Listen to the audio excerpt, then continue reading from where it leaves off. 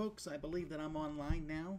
For some reason, I still haven't figured out how to make this thing not have a lag. So there's usually a 20-second lag from what you guys are seeing and from me starting the recording. It looks like all my levels are fine. I hope that you can hear this okay. Just drop a note in the comments. Although if you see one other person drop the note, you don't need to do it. 30 people telling me it's okay. I think 2 would be fine. I prefer to take questions via Twitter, so if you send your questions Twitter at The Dice Tower, TheDiceTower, that's a lot easier for me to follow than the comments because the comments do call out the screen, although I will take questions from the comments if I need to. I'm going to take them from the Twitter first. Just kind of a quick update on what's going on, although I guess I do an update every week on Board Game Breakfast, but this has been a normal week. Normal weeks are always better, I think, than the busy weeks, which are coming on. However, we are coming up on Gen Con. Now, I've been working on Gen Con quite a bit. Here you can see a list. What I did was I went through all the publishers, all the booths that are going to be at Gen Con, and found out which ones are board game publishers. I'm then going to go through all these guys and find games, and we should have a comprehensive list of games that are coming out at Gen Con. We'll try to tell you as much about them in some preview videos and such. We'll be doing a joint podcast with the Secret Cabal guys like we did last year, talking about the Gen Con. And also I'll be doing some videos, probably with Z Garcia again, talking about Gen Con. Gen Con's on the mind. Yes, it's still just a little over a month away, or a little less than a month away, but there's quite a bit going on in preparation for Gen Con. That being said, there's still plenty of reviews to be done. I have some pretty cool reviews coming up. Very exciting Thunder Alley game. I got a chance to play that. The Ticket to Ride Deluxe Edition, and the Kennerspiel nominee, Istanbul.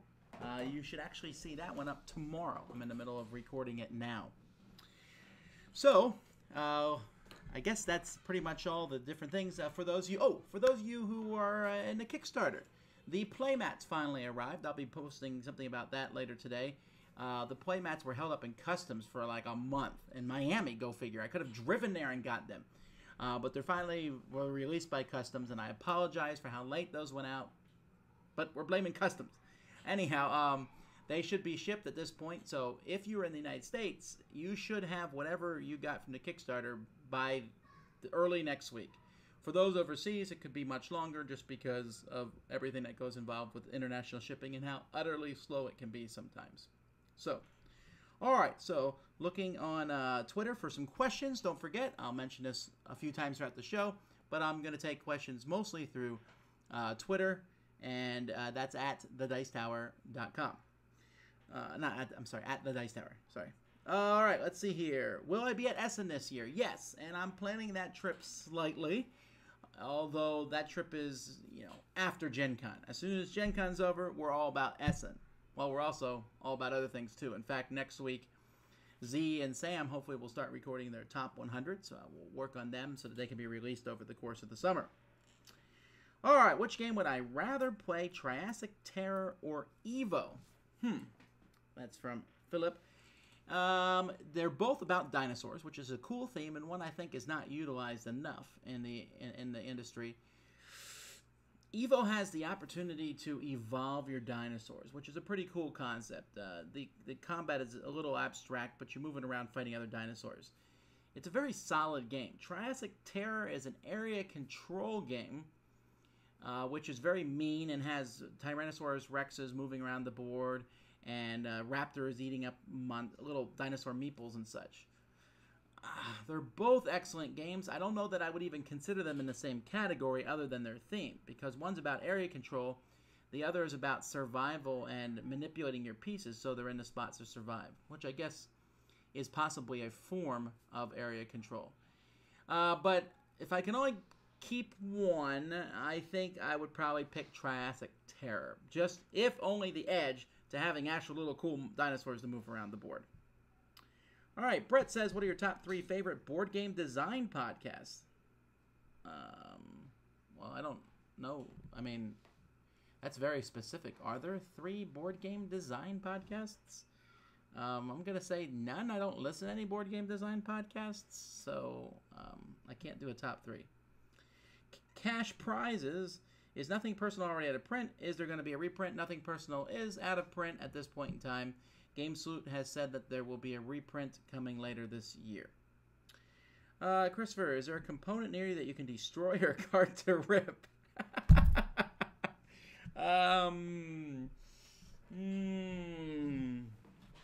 I don't think so. No, I'm not gonna. No, sorry, there isn't. No, sorry. The masses can stay happy.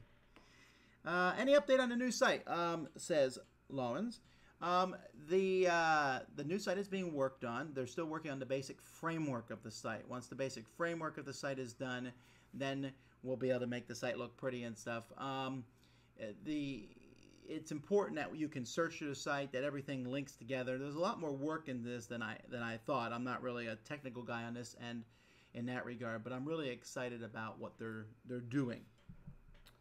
Have I played the new Cash and Guns? I have not, says Sam.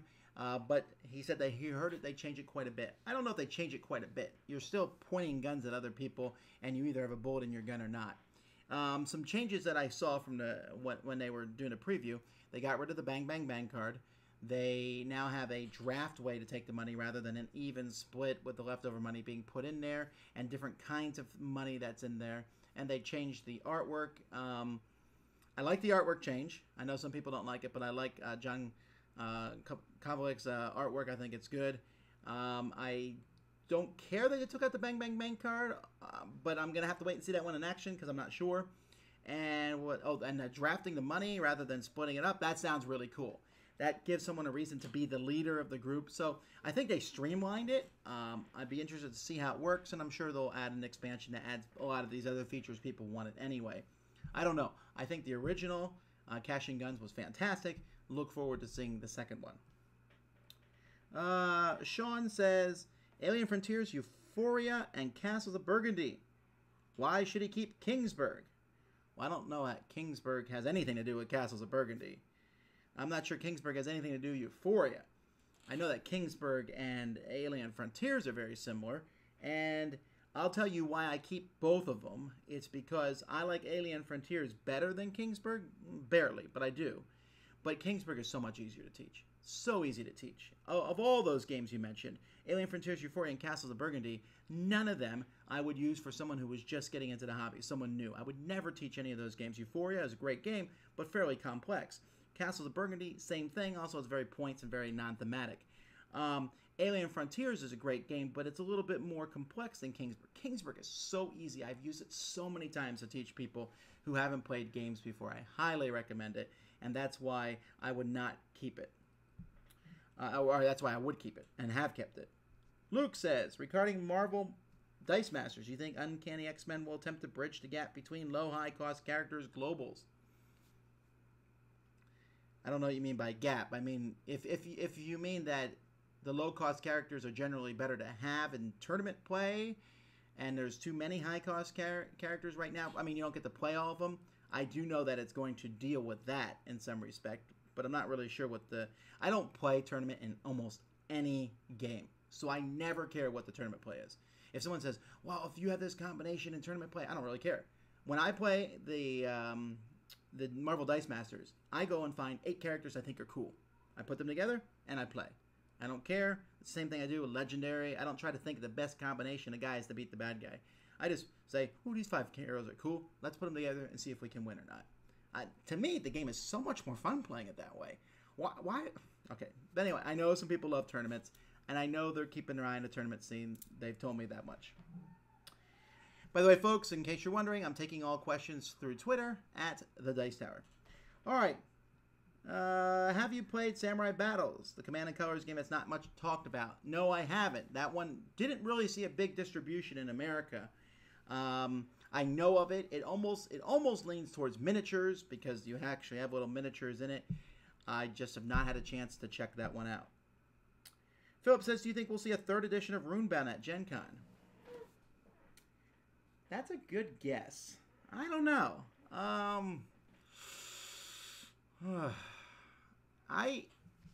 Maybe.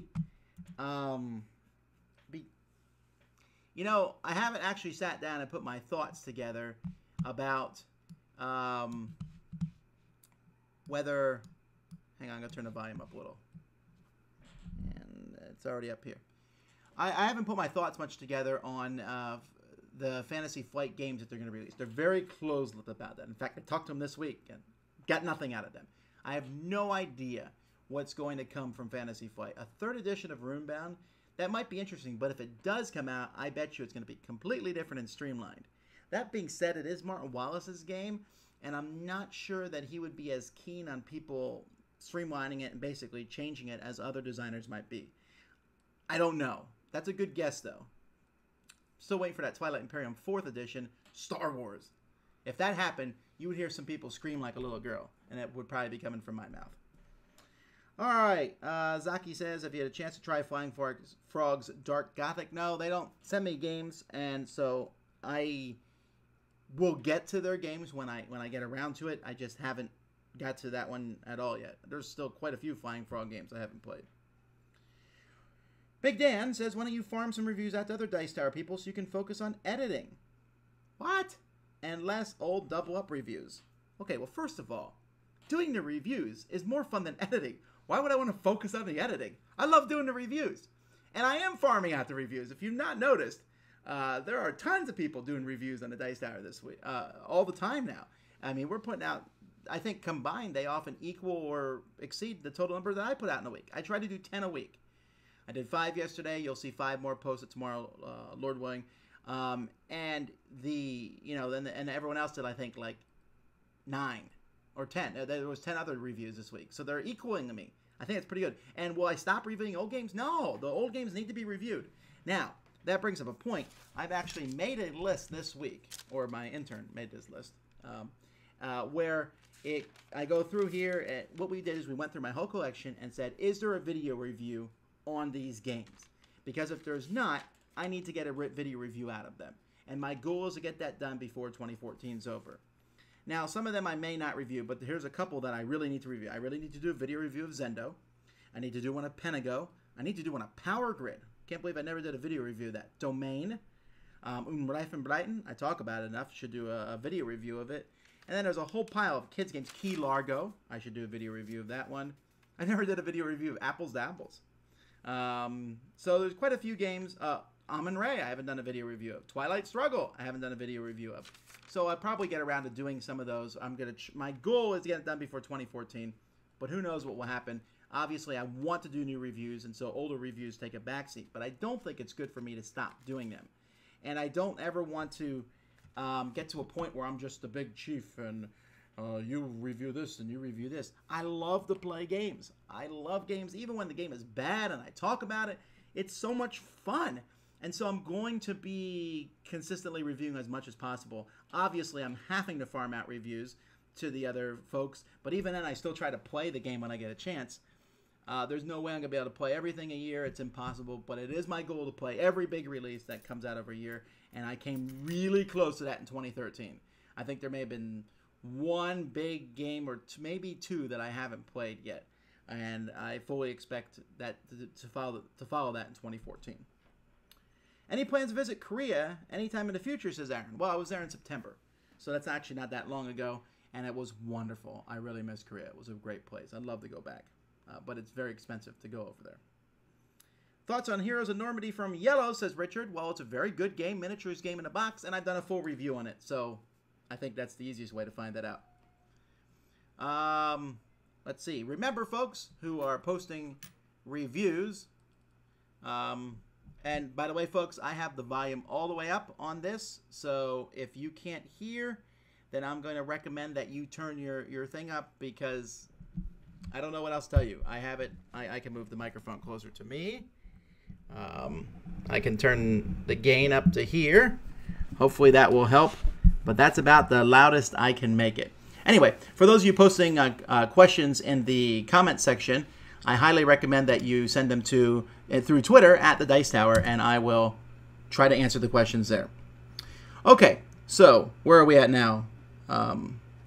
What game am I most looking forward to being released at Gen Con? Well, I'm going to save that one for when we do the Gen Con preview stuff. Because I'm still actually compiling the list of that information. So I'm pretty sure I know what it is, but let's wait till then. In what format will Z and Sam's Top 100 be released? I think we'll wait on that one too. You'll see. They're coming soon. Without giving too much, how similar are the game mechanisms in Panamex and Castle of Burgundy? I have no idea. Have not played Panamex yet, but I expect that I'll play it eventually when it comes out. What advice do you have for aspiring video content providers? Well, there's going to be a lot of people who said that I shouldn't be giving advice because I don't do a very good job. Try to have light on both sides of your face. It's just hard for me to drag a light over here. I have the light set up. You can see the light back there. That's one of the. I have four lights sources. One is just to provide a lot of light to the room. The other three are to point from different directions, and so they point towards me on the other side of the table, not this direction. So it's hard to set it up properly for me to do this. Anyway, I'm getting off point. Good audio is a big deal. Good lighting is a big deal. But none of that matters if you don't have good content. You have to have good content, and to have good content, you have to love games. If you don't love games, it's going to come through. And this might be mean. Some people aren't very good on video, so you need to consider: are you able to do that? Are you going to be able to handle the feedback from people that they give you? Because people will give a ton of negative feedback. Will you be able to? Are you excited about it? Are you able to look at that and act like the person's right there? Now, I don't know how realistic people can come across in real life.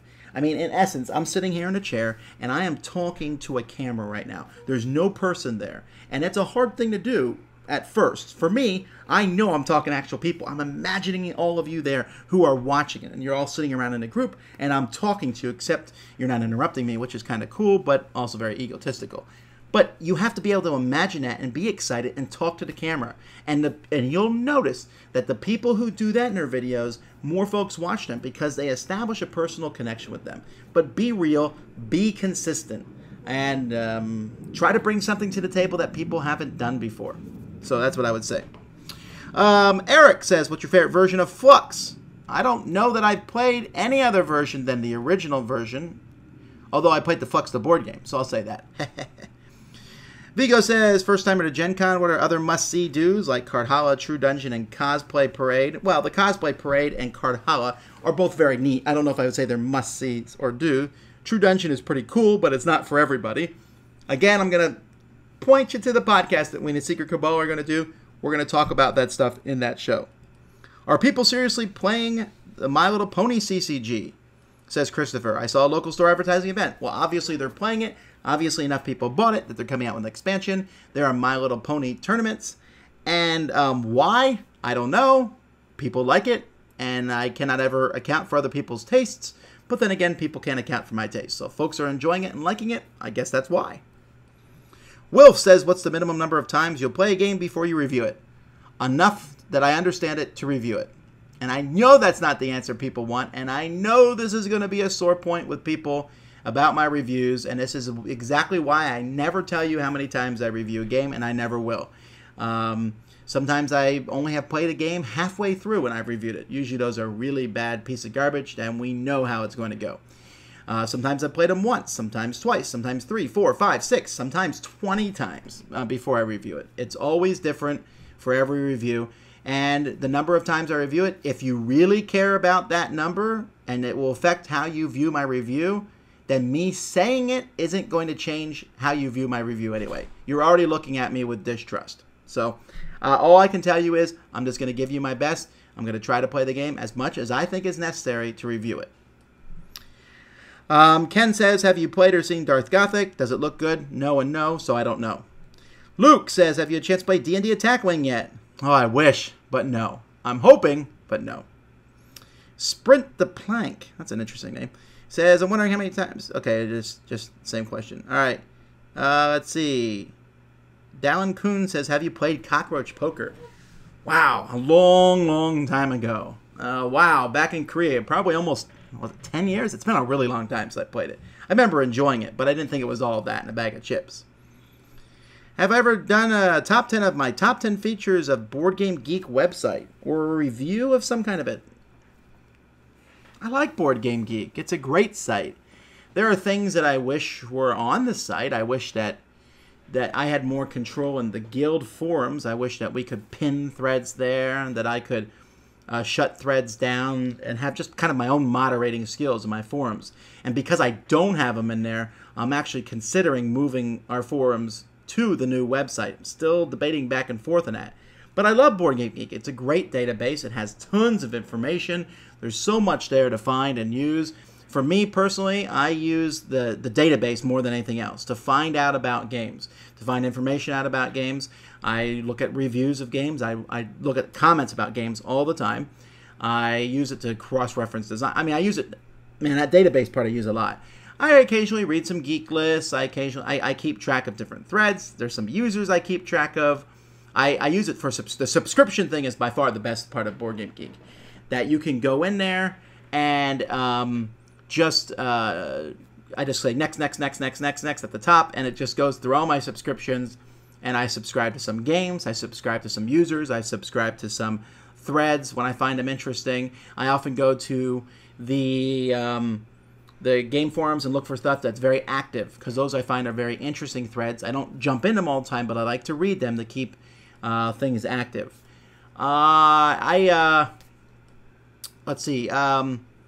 I just enjoy the website quite a bit, and I'm glad that it's there. And so, my top thing, I guess, would be database and subscriptions.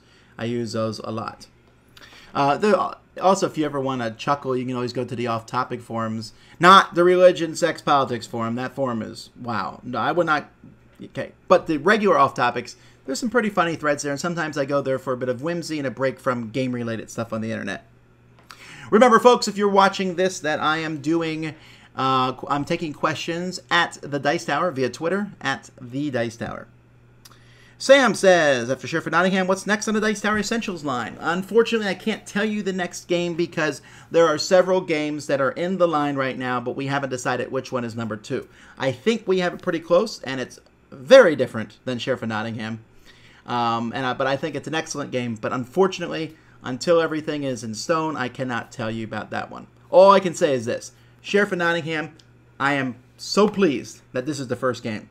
I am so convinced that thousands of people, thousands and thousands, are going to love this game. I really am. And they're going to have it at Gen Con. Not a lot of copies, so make sure you go get one. But jump on this one. I like it.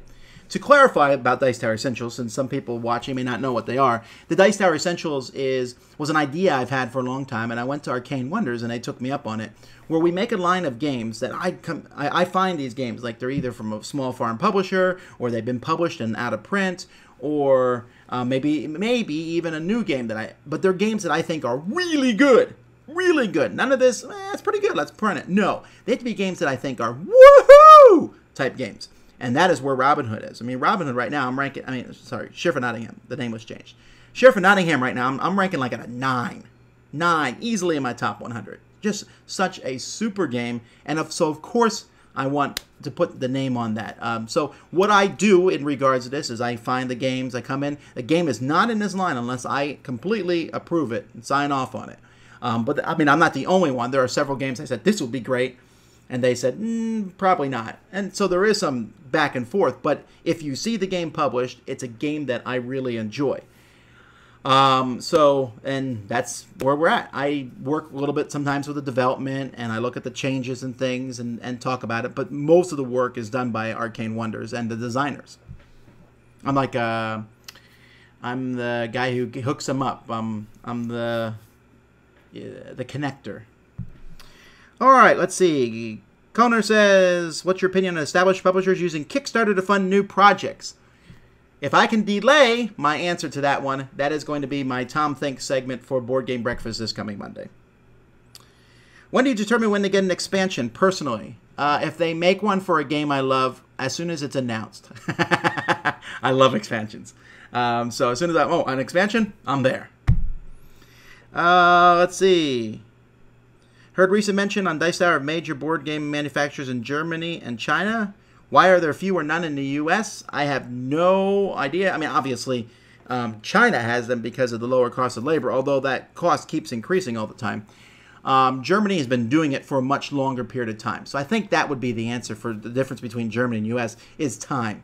The publishers in America they're not used to printing all these board games, but I know some have started up, and I imagine you'll see more and more quality games being printed in the United States.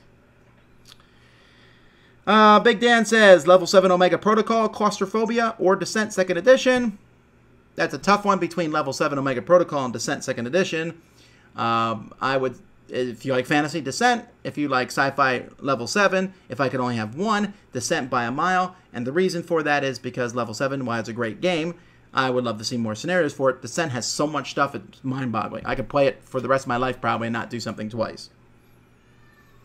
What's the best zombie game, says Christian? None? No, that's not true. There's actually some quite good zombie games out there. I do like the new Run, Fight, or Die coming from 8th Summit and Grey Fox Games.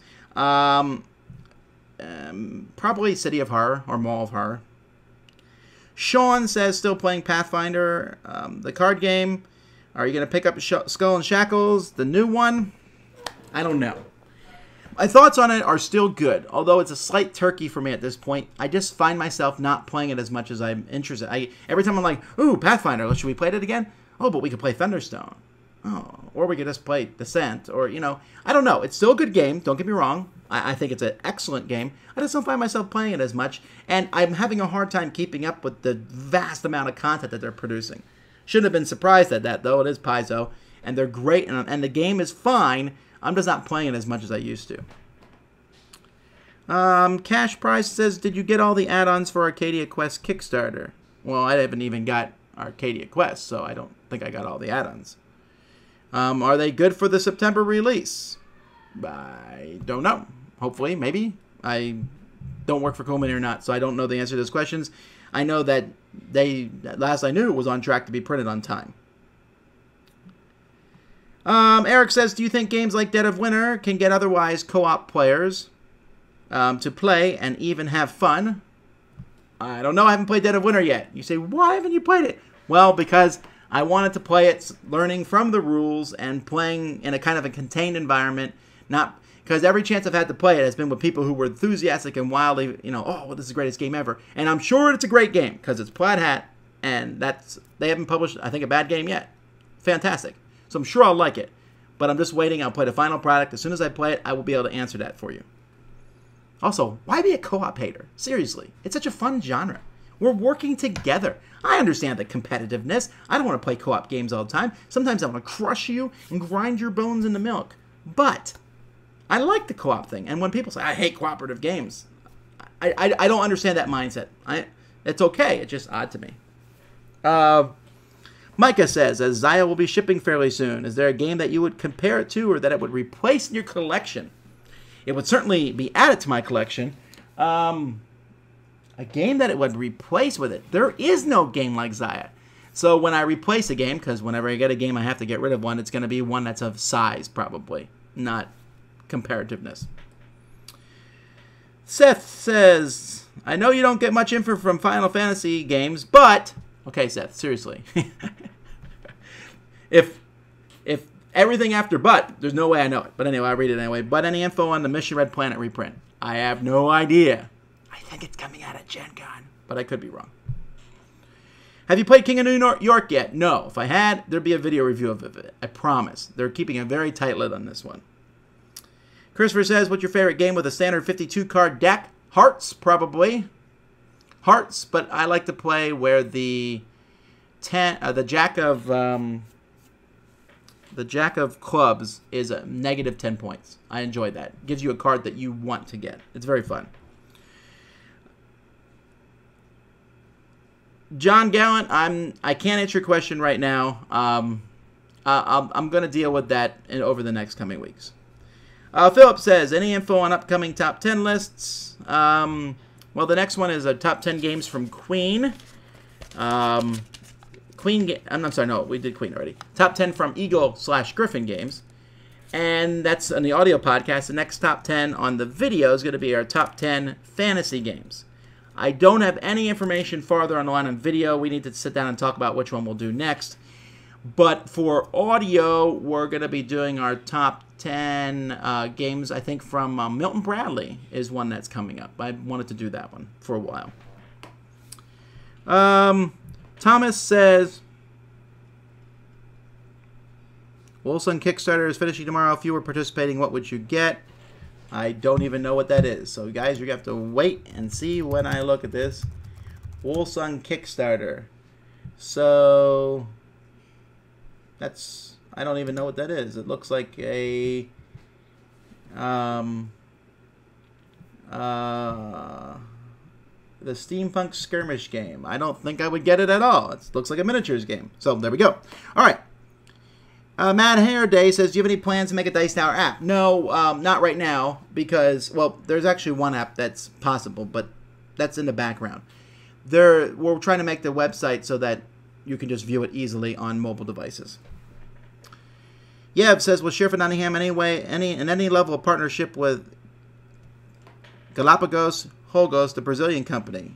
I don't think they're involved. I think this was just between the designer and Arcane Wonders, and I know that it's only a English-only release at this point in time. I don't know enough about the exact details of the contract. I can't speak for them. I did not see it.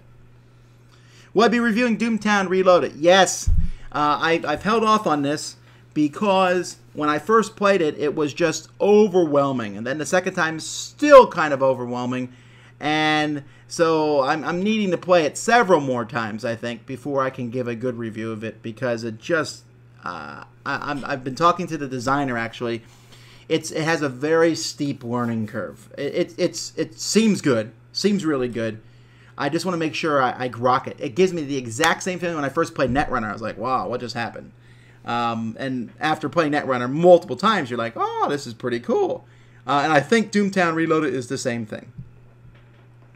Have ever played suboptimally for other people's enjoyments, like The Overlord and Descent, or Against Kids? Yes, of course. I firmly believe in this. I don't understand why people don't believe in this. It's mind-boggling to me. Like, they'll play chess against their kid, and they'll say, I'm not going to budge 1 inch, I'm going to play as hard as I can. But if you're like, let's say you have a 3-year-old, 5-year-old, 7-year-old, and you're like, we're going to do a wrestling match. Are you going to, like, use every strength of your muscles to pin them to the floor? No, you play and make it enjoyable when you wrestle with your kids. Why would you not do the same thing in games? That boggles my mind. I know people disagree with me, but I think there can be teaching. It's like when you play against a computer opponent, you start on level 1. When you get good enough, you play against level 2, 3, 4, 5. I think a parent can do the same thing. I can play at level 1 play, level 2 play.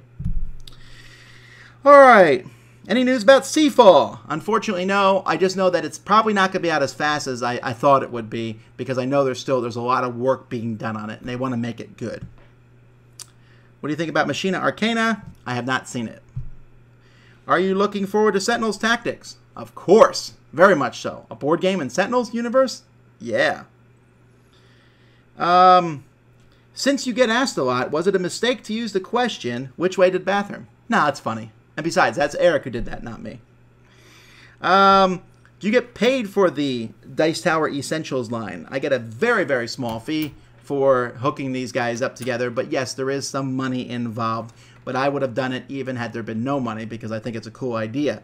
Will I review them, or will it be a conflict of interest? Well, obviously it's a conflict of interest, but I'm going to review them anyway because of a couple things. One, because I'll state the conflict of interest up front. You can take my review with a grain of salt. Secondly, if they're in the line, I love them. So of course, and I've had an opportunity to be involved in all the decisions in the production of them. So of course I think everything is right. Of course I think they're good. Of course I think there's fantastic things about them. So that's already implied with the Dice Tower Essentials. I'm not going to put it on a game I don't like, or even a game I think is mediocre. It will not happen. And if it does happen, then I need to be slapped around a lot of times. I'm telling you, there are some games, I played them, and I said, no, this is a decent game, but it's not good enough. I'm telling you. All right. What's my most regrettable gaming moment? Says Robert. There's a lot of those. I don't know. That's a good question, but even if I could think of it, I'm not sure I'd want to share it. But yeah, there's been a lot of regrettable game moments. There was a moment where a couple games where these happened a long time ago, where I stood up and screamed at people, and I I very much regret that. Alex says, I know you stopped writing reviews, but do you still read written reviews? Yeah, I do. I don't read a lot of them, but I read some. And in fact, I was reading some this morning. Some hilarious reviews. Some reviews written by people who...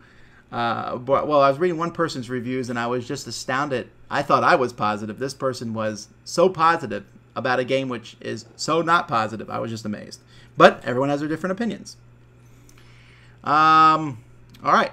Once again, for those of you who are talking asking questions on the comment section, I apologize. I might get to those, but I'm taking questions through Twitter at the Dice Tower.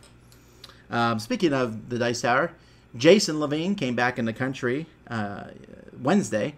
He's been in Brazil for a couple months because he works with Telemundo, and they were down there covering the World Cup, and he does all the graphics and stuff for the screen, so he was working nonstop.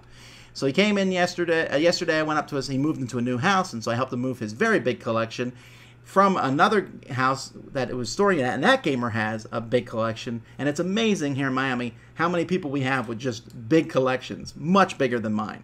I'm like, off the top of my head, I would say I probably have the 7th largest gaming collection in the Miami area. Isn't that crazy? But anyhow.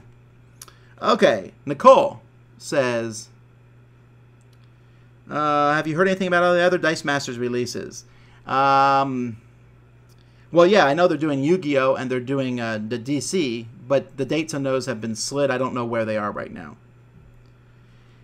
William says, how do you keep things organized inside the boxes, especially games with lots of components? Well, I mean, there's different ways. I have some little plastic containers I got in Korea, which I wish I could have gotten quite a few more of, but didn't.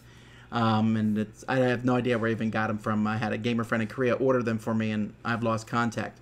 But they were great. But mostly, for cards, I use rubber bands, and I use bags for everything else. It works great. I know some people go, rubber bands? Why do you use rubber bands? Don't you know they decay over time? Well, first of all, I'm not letting my games sit for 20 years without touching them. Honestly, if you take the rubber bands off your games every once in a while and put them back on, rubber bands work perfectly fine. I used to put my cards in bags, but opening bags and putting the cards in all the time and pulling them out was such a pain in the neck. And sometimes you need to make sure the bags are big and you didn't scuff the corners. A rubber band, and throw them in. It works great for me. Ian says, are you looking forward to Kemble's Cascade? Very much so. Randall, actually, I've played it. I had a chance to play it at the Dice Tower convention, and I enjoyed it. Randall says, could you, Sam, or Z do a top 10 point salad games? Well, I don't know that Sam came up with a top 2. But I don't know that I would yet either, because we kind of already did our top 10 Euro games, and much of those were on that list.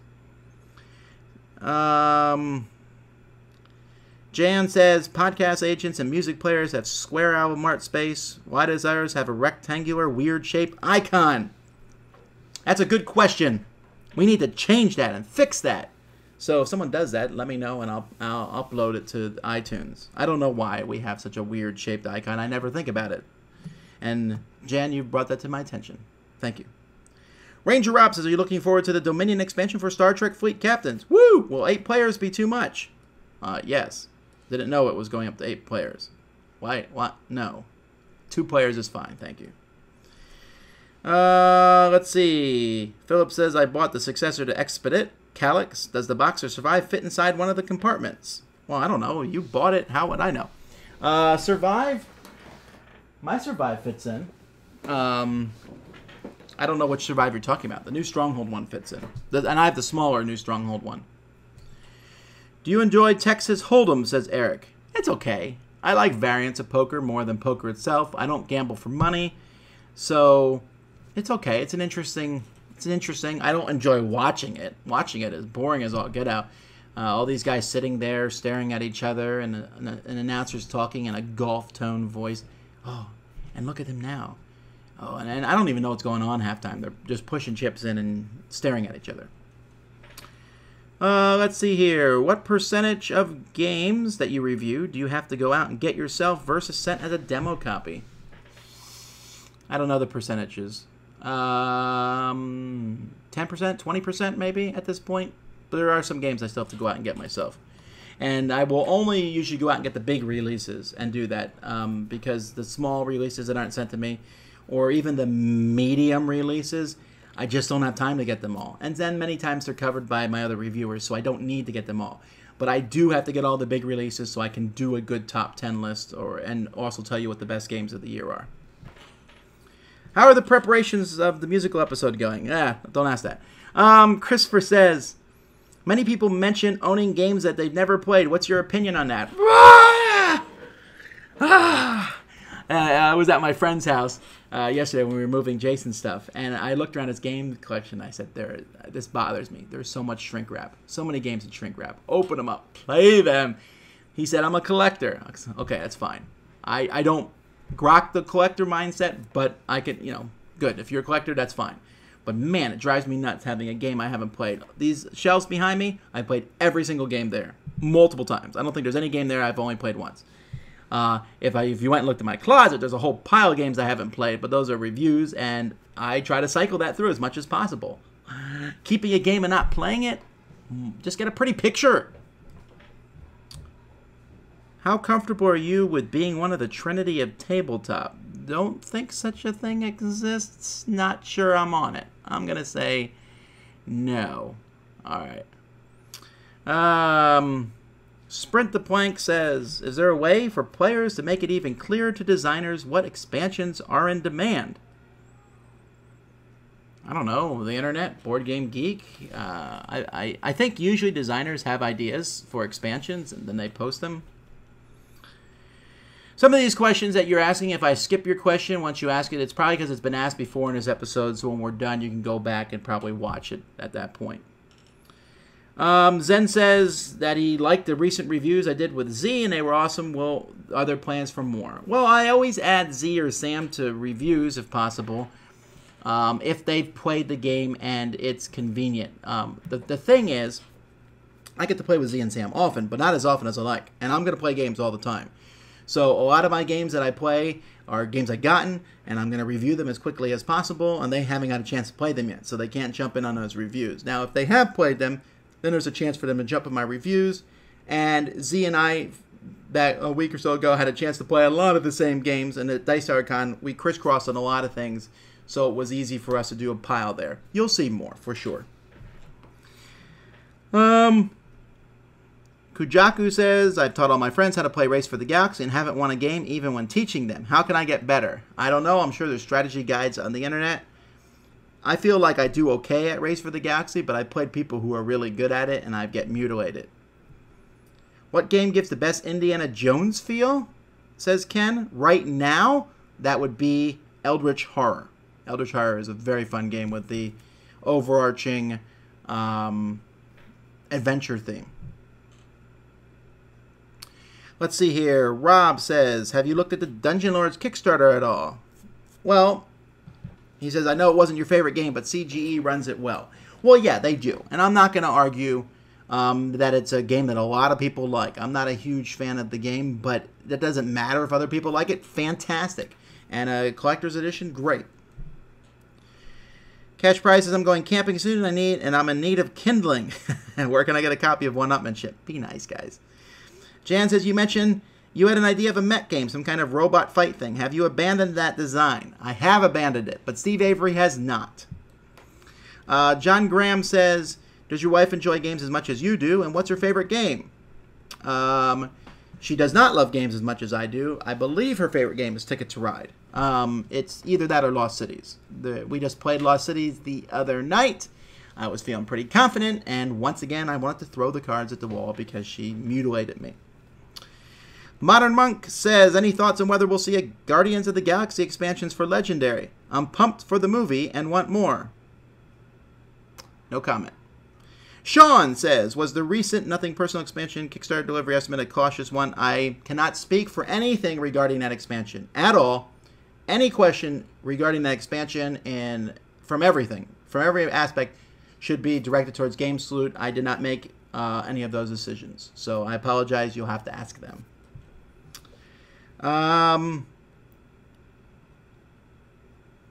Christopher says, why don't we have time or people to play the monster games we used to play in the 80s and 90s? I don't know. I think it's just a generational thing. And you know what? As much as I played those games and enjoyed those games, I mean, when I played those games in the 80s and 90s, I was a teenager. So I had plenty of time to do that.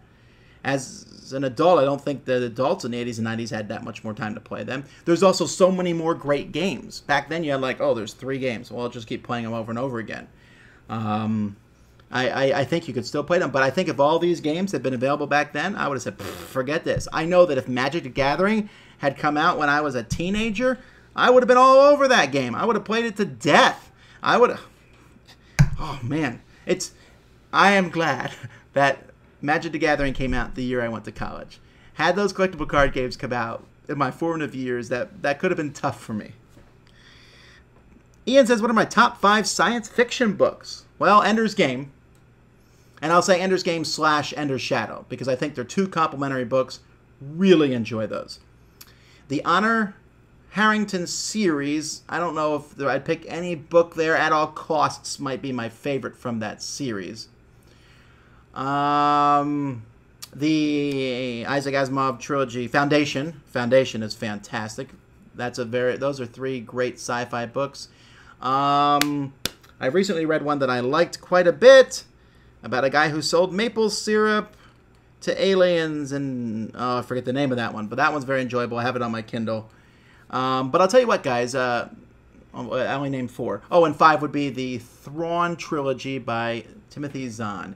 Oh, but man, there's a Stackpole books from Battletech, too. I don't know. Those would be some... Timothy Zahn has written a couple other sci-fi books I like. Oh, Robert Silverstein wrote the Lord Valentine, I think is the name of it. Man, I really enjoyed that one, too. But, you know, right now, my major read has been science fiction short stories. I found some books on Kindle that have like 100 short stories for a few bucks, and man, I've been just tearing through those. I'm reading hundreds and hundreds of science fiction short stories. I know this has nothing to do with games, and some people are like, what? Why is he not talking about games? Sorry, Ian asked the question. Scott says, if you and Eric did an anthropomorphic cartoon episode of Dice Tower, what animals would you be? I think Eric would be like some very distinguished animal, and I would be that. I'd be like one of those crazy rabbits. Ha! Maybe, I don't know. Do I upgrade my components a lot, says Christian. How? Well, if I can at all possible, yes. You cannot see... No, I can't move this monitor right now. Sorry. But over here, you can see just a few of them. I have those white drawers, and those are all full of extra components. Well, some of them are full of HeroScape stuff. But lots of extra components, and if I get a game, I'm like, ooh, I can replace this with this. If there's upgrade kits available, I look at them and think about them. It's expensive, and a lot of it has to do with how much I like the game. But if I love a game, I have it upgrade. I have a really tricked-out Power Grid. I have a really tricked-out Caverna. I have some other games that are really tricked out. If possible, I love to upgrade components. Although, if the company makes great components to begin with, then why not just go with those? All right. If you're just coming on, I'm taking questions at The Dice Tower via Twitter. Koner says, what would be your ideal combo of designer, publisher, and theme in a game? What a good question. I'm going to save this one for a question of the week for the Dice Tower, because that's a good one. Your favorite combination, the designer, theme, and publisher. Christopher says, any tips for setting up a public game night and finding players? I would recommend Meetup. Meetup costs money to use, but Meetup works. It works so well to find people. Utilize social media, Facebook and such. Find a good place to play. And that's all the tips I'm going to give right now, because otherwise I could probably talk for 20 minutes on this subject. Have I played Big Battleship yet? 2 games combined. Did not even think of that. I guess that would work, although it seems okay with 2 to 4. What's your favorite period in history, and what's your favorite game taking place in that time period? My favorite period of history is probably the 40s, maybe. I find World War II very fascinating, but not just World War II, just the entire culture during that time frame. There's not a lot of games that deal with the 40s culture outside of the war that happened during that time frame, but I think it'd be interesting. I think it'd be interesting to see some games about raising money, support the troops type thing, and maybe something along that line, collecting tin cans. I don't know. What's my favorite game? I don't know. I'll have to think about it. Have you considered a top 10 list of overused themes? Maybe. Jan says, is there a hot game for you that is in play a lot currently? Splendor is getting played a lot right now. Ticket to Ride is getting played a lot right now. Legendary is getting played a lot right now. X-Wing. So those are the ones. Mad Hair Day says, what game do you think best replaced Talisman? Every other adventure game ever made? Really? Runebound? Descent? I don't like Talisman. It didn't need replacing for me. As soon as I played it, I said, I don't like this. So, all of them. Seth says, self-publishing versus pitching to established publishers. Sure, self-publishing is much more work. Is it worth it? Okay. I'm going to try to be real clear on this one. No. Don't self-publish. Now, of course, I don't mean that 100%. There are some people who can self-publish, and they're going to go out there. But do not self-publish unless you are willing to get in for it for the long haul. And I don't mean seeing your game published. I mean afterwards. And then publishing more games. Because if you're just getting into publishing just to publish your one game, then find a publisher. If your game is that good, they will find it. Even with all these games out there, I've talked to the publishers, and they're saying, man, we're looking for good games. And they see a lot of mediocre games. And so if lots of publishers have looked at your game and they are not publishing it, it's probably mediocre. So then make it better. Don't sit there and go, well, no one wants it. I'll publish it myself. If they're not looking at it, it needs work. Okay? This is not some old boys club where these guys are sitting around going, that's just too innovative for the masses. They're all small publishers. They're all looking for innovative, cool games. So many people don't get it this. If you're going to publish, you need to be good at innovation. You need to be good at logistics. You need to be good at graphic design. You need to be good at art. You need to be good at working and finding distributors. You need to be good at getting your game into stores and finding reviewers and working with them, and at dealing with the public press and doing social media. And you have to do all of that. A publisher will do much of that for you. They'll also help you develop your game, maybe see blind spots you didn't see. Try to find a publisher. Now, I'm not saying it doesn't happen. Obviously, some people can go out there and start their own companies. And they hire other people eventually to work with them to make games better. That's my rant for the day. Sorry. But self-publishing is more work, but you don't need all that work. Concentrate on what you're good at. You're a designer. Maybe you're good at design. You might even be good at something else. Like, I'm a good designer and I can draw. Fantastic. But I bet you're not that good at logistics. I bet you're not a good businessman. It's rare to find someone who's good at everything. So you need to staff your weaknesses. Find people who are good at what you're not. And that's what a publisher is there for. Okay. Sorry. All right. Sarah says, just played Shogun, and I thought about a top 10 list about non-wargame games that include combat. Well, I consider Shogun somewhat of a war game, which is anathema to the wargamers. But, interesting. What's your favorite pre-1990 Avalon Hill game?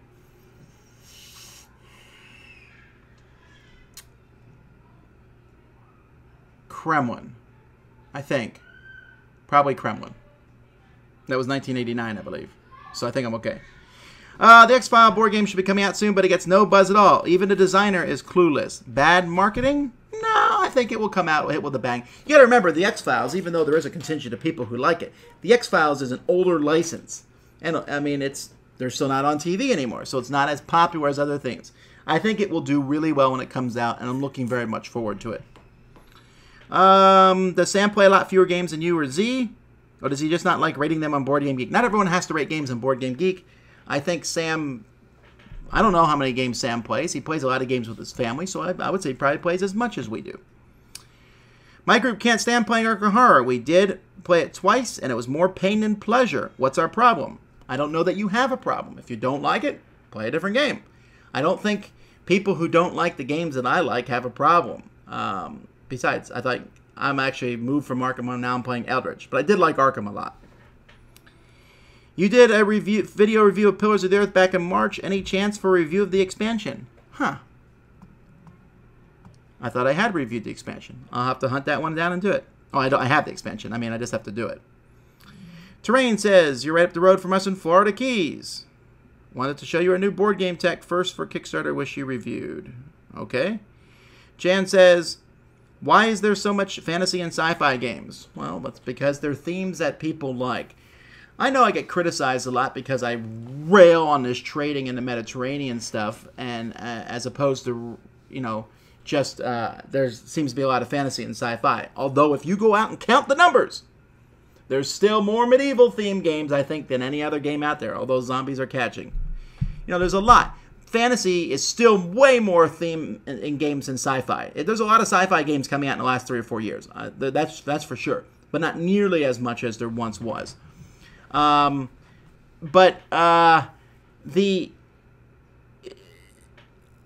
play a game as a bit of escapism. Not because I hate my life. I love my life. I have a great life. I have a great wife, great kids, just a great time. But I want to do something that would be cool. And it's not fun for me to pretend to be a merchant who goes around trading cloth for gold for you know, a pile of beans. That's just not that interesting. But it is fun to imagine that you're fighting a dragon. It is fun that you're imagining that you're flying a spaceship. There was a prominent podcaster who, a year or so ago, said something like, well, I don't play those themes anymore because I've grown up. And to that, I actually offered to be on the show to debate him about this, because that's balderdash. Just because I like... This is turning into a bunch of mini rants. I apologize. But just because I like fantasy and I like sci-fi doesn't mean I'm childish. I think that's cool. That's a bit of I'm using my imagination. It's the same reason I like to read sci-fi fantasy. So I'm glad games have those themes. Now, I do think fantasy needs to break away from the, hey, it's a bunch of trolls and goblins thing. And sci-fi needs to be a little bit diverse too, although I would argue that many of the sci-fi games coming out are diverse. So I don't think there's too many of them. But yeah, when they are generically themed, I'm not as big of a fan of them. And when the theme doesn't match the mechanics, I'm going to nail you in the review. Don't you dare take a good theme and ruin it on a boring game. Alright. We don't have much time left, folks. I don't want to make this go too long so that people can watch it. And we'll do some more questions later. And I see that there are many, many questions that I did not answer. And so I apologize on not getting to that. But maybe I'll do another one of these. I would love to have one of these in where I get Sam or Z or Jason to come in and answer questions with me. And so that may happen in the future. So we'll try to do some more of these. I know a lot of people have asked about the live gaming sessions. And those are harder to set up. But I do plan on getting some of those done. Even if it's just watching 2 players or 3 players.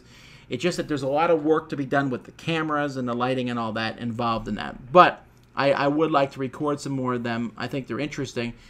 Some people have asked me and said, well, how about people vote in the game they want to see you play? Possibly.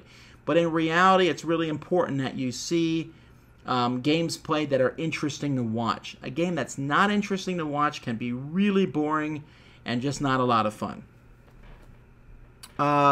So I apologize for all the questions I didn't get to, but I need to wrap this up. So with some bookkeeping, like I said, there's going to be some reviews coming out tomorrow. There's going to be... here's my list of upcoming top 10s. The conflict resolutions. What are my favorite ways to resolve conflict? Best games from out-of-the-box publishing. And best games from GameRight. Some publisher top 10s coming up. And we'll probably do a top 10, what are the coolest games we saw at Gen Con. Something to that effect.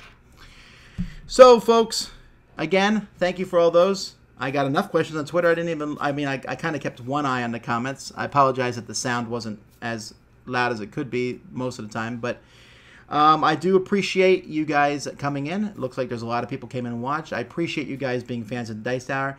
I hope I didn't offend you with any of my rants today. That's not my intent. I'm just very passionate about my thoughts and such. And even though I'm passionate, you can have a completely different viewpoint than me, and that's fine. I hope that if I run across you guys at a convention at some point, that we can meet and you're like, oh man, I can't stand this guy. He hates my favorite game, or he said this about don't self-publish and I self-publish. That's not a problem, okay? Those are just my opinions, and I get passionate, but it's not where I'm really angry or anything. I just love to talk about these things and get excited and enthused about them. I am so excited how fantastic the board game business is doing right now, and I'm excited to be part of it. I'm excited that you guys took the time on your Friday afternoon to watch this, but it's time for me to eat lunch, and so I need to get going here. Guys, I really appreciate it. Thank you so much. You all have a wonderful day. Until next time, I'm Tom Vasel, and you've been watching live from the Dice Tower.